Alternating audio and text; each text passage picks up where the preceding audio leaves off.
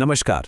चलिए आज एक सफर पर चलते हैं भारतीय संविधान के उस हिस्से में जिसे भारत का मैग्ना कार्टा भी कहा जाता है। हम बात कर रहे हैं हमारे मौलिक अधिकारों की। ये वो अधिकार हैं जो संविधान के भाग 3 में आर्टिकल 12 से 35 तक दिए गए हैं और सच कहूं तो ये हर भारतीय नागरिक के लिए एक सम्मानजनक जीवन का आधार है। तो आइए इनको और करीब से समझते हैं। सोचिए, डॉक्टर बी.आर. अंबेडकर ने किस एक अधिकार को संविधान का दिल और आत्मा कहा होगा? कोई तो खास वजह रही होगी, है ना?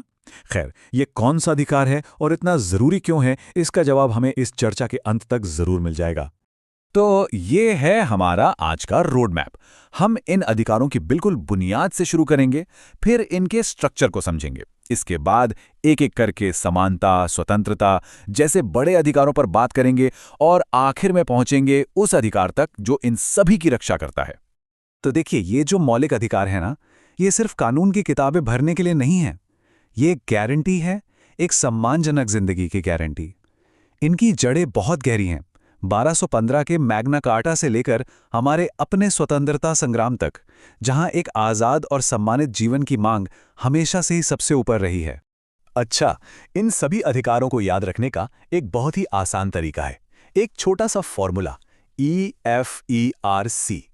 ई से इक्वालिटी यानी समानता, F से फ्रीडम यानी स्वतंत्रता, फिर से E मगर इस बार एक्सप्लॉयटेशन यानी शोषण के खिलाफ अधिकार, R से रिलीजन यानी धर्म की स्वतंत्रता और C से कल्चर एंड एजुकेशन यानी संस्कृति और शिक्षा के अधिकार।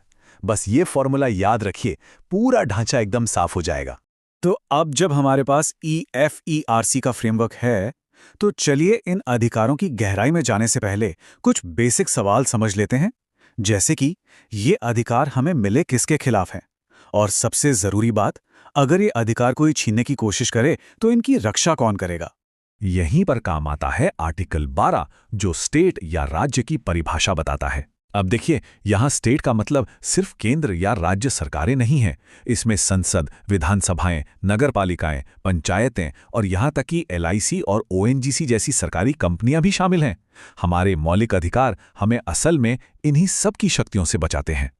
और ये देखिए, ये सिंपल सा इक्वेशन आर्टिकल 13 की ताकत को दिखाता है, जिसे हम जुडिशियल रिव्यू भी कहते हैं। इसको आप अपने अधिकारों की ढाल समझ सकते हैं।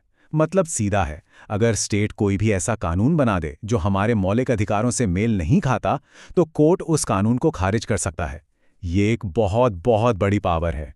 तो चलिए, अब जब बुनियाद समझ आ गई है, तो अपने EFERC फॉर्मूले के पहले अक्षर E यानी समानता के अधिकार से शुरू करते हैं। समानता का अधिकार कई हिस्सों में है। आर्टिकल 14 कहता है कि कानून के सामने सब बराबर हैं। आर्टिकल 15 5 आधारों पर भेदभाव को रोकता है: धर्म, नस्ल, जाति, लिंग या जन्मस्थान। आर्टिकल 16 सरकारी नौकरियों में सबको बराबर मौका देने की बात करता है। और हमारे समाज की एक बहुत बड़ी बुराई, छुआछूत, उसे आर्टिकल 17 जड़ से खत्म करता है।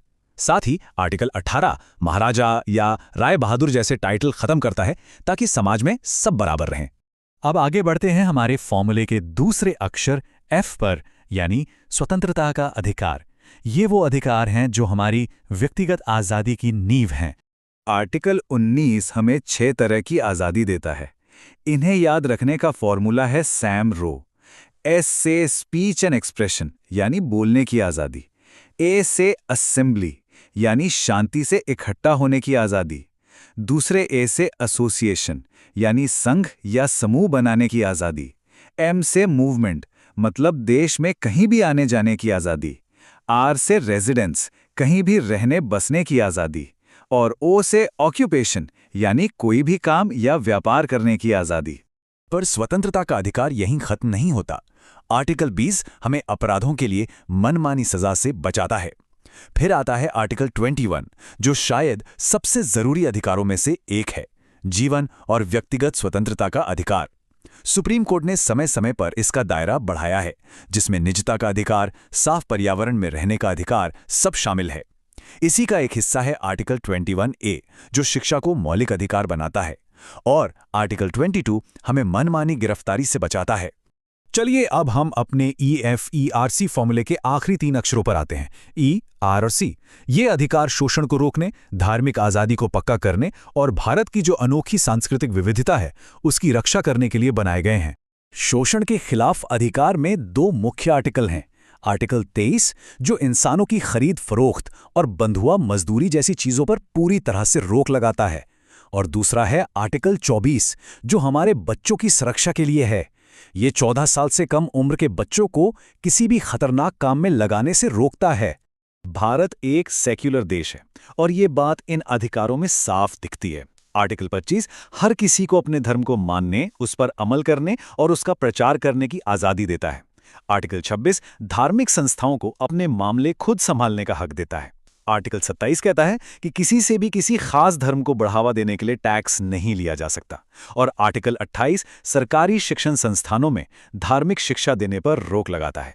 ये अधिकार भारत की अनेकता में एकता की भावना को बचाते हैं।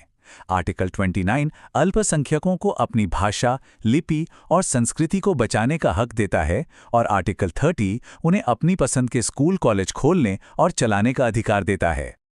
और अब हम आ पहुंचे हैं अपनी चर्चा के उस मुकाम पर जहां हम उस अधिकार के बारे में बात करेंगे जो बाकी सभी अधिकारों को असल में मतलब देता है। हमारे अधिकारों की रक्षा के लिए संविधान ने हमें दो जबरदस्त हथियार दिए हैं। एक है ढाल और दूसरी है तलवार।